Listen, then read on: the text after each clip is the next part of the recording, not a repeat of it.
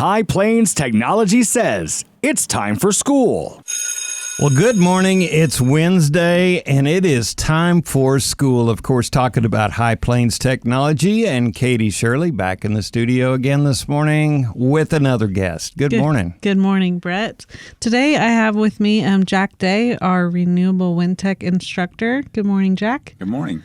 So Jack has been very busy among his normal duties of being the Wind Tech instructor and wrapping up another class of students, working on a veterans conference. So today I wanted him to share with everyone about that. So just tell us a little bit about how this came about. Well, so came about, I was thinking about that on the way over here because I've been asked that several times. Just from really just listening to some of the veterans, I'm a member of the American Legion and the VFW.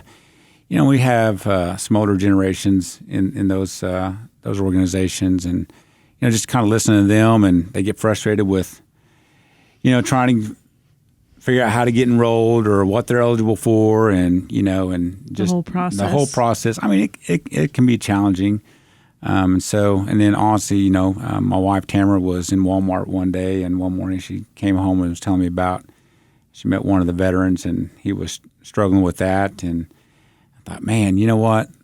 That might be an idea. Maybe we need to bring the resources. We'll do something about it. So that's kind of how it began. Just kind of an idea. And then I don't know if you don't know me, I like to put action behind thoughts. That's awesome. And so you yourself are a Navy? That's right. I got it right. Yeah. Oh, you don't ever want to get that Go wrong. Navy. Yep. So you personally have kind of been through trying yourself, going through the processes, and you've noticed even yourself it's kind of a struggle.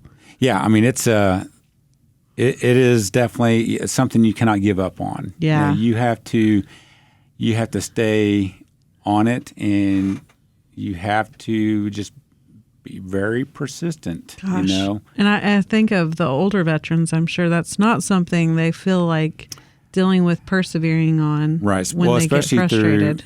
I'm sorry to step on you, especially, most of it's gone internet. So it's digital and getting online and that right and there can be getting to that information. Yeah. It's a challenge for them, big time. But then we can't forget about the younger veterans too. They're raising families still, right? So they're busy with their work life and their family life, and in order to go get enrolled or to find out if you're eligible, if you don't have access to the computer, or you want to get home and just spend time with the family, that's the last thing that's on your mind, So, but even if you did, it still requires a full day going to the city. Yeah, and so. Yeah, that's taking maybe vacation days. I mean, again, so you're hitting a family. Yeah. I like something you said when we were visiting with the Woodward News. You talked about, and this reminds me a little bit of my brother who's a veteran, of that mentality of maybe you feel like, I'm all right. I didn't get hurt. I'm not injured. You almost feel like you don't need to apply for what you actually deserve. So speak to that mentality. Yeah. And I've had that same thing, because I think it's, even veterans, we look at, some gave all, right? Yeah. And then I'm not missing, any limbs or anything like that, but that doesn't mean that you're not deserving. You served your country. Right. And you were willing to lose You were willing. your life. Yeah, absolutely. So, the saying goes that you signed a blank check, right? Yeah. So you're willing to do whatever it takes. Yeah. Up to giving your life. And so, don't let those things pass by just because you didn't have harm done to you or whatever. So and again, those benefits are not just for that. Mm-hmm. So as we age, your service, you might have a disability, service connected. You may not. It may not be service connected. But again, the VA has a lot of different benefits that are applicable to you or that you may be eligible for. And the conference itself, tell us what it looks like, what information they'll find out, who's coming, that they're able to speak to. Sure. So, that was one of my first worries, right, Katie? We were talking about that. It's like, there was a thought, and so my two biggest concerns were, could we get resources here? Yeah. Because I felt like well, I get the veterans here, but can we get the resources here? Right. So now I'm flip-flopped.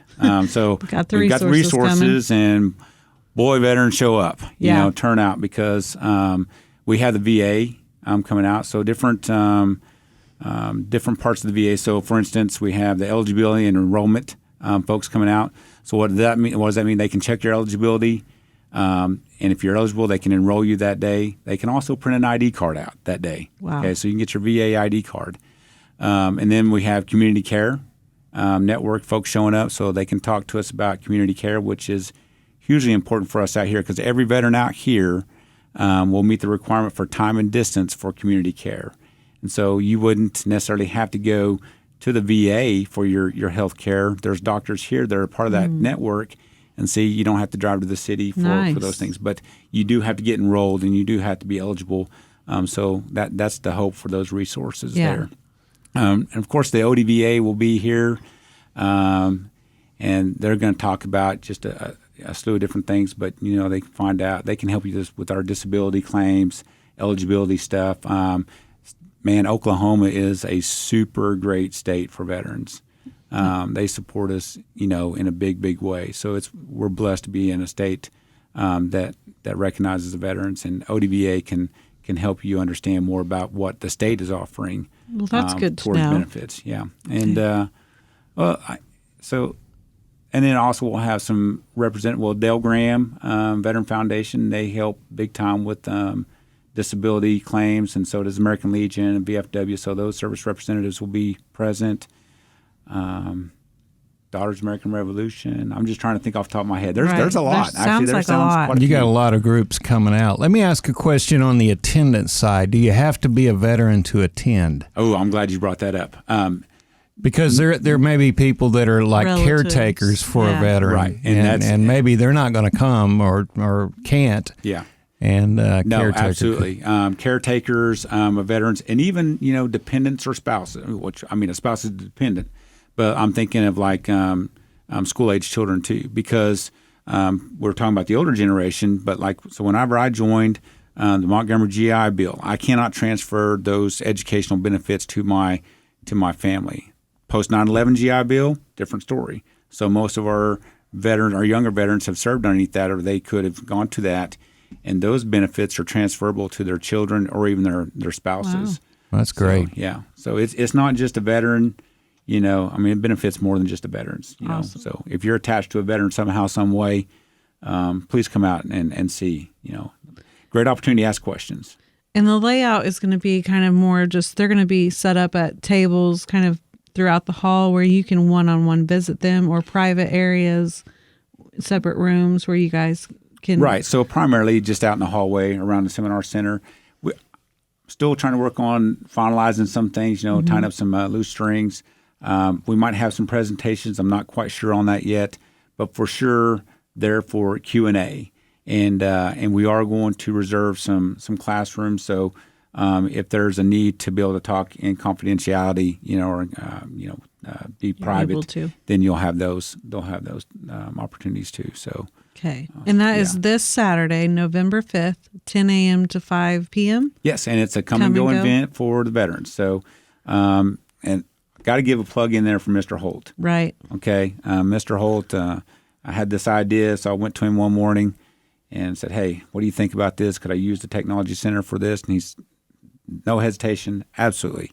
And then he says, "But I want to do something more. Yeah. I want to provide a meal, So he's providing lunch, and I thought it was just I thought it was just the volunteers, And he's like, "No, it's everyone. I want to do that for everyone." And he'll be there himself, He's preparing and cooking this lunch for him. And then he got he says, and one more. Get Katie involved. Yeah. Let's get Katie involved in this. And so it's been a pleasure. You've been a great help, and I appreciate that. Well, no problem. It's been a pleasure because I know this need is huge, and it's heartbreaking to think of the struggle they have to go through for what they've done for us in our country.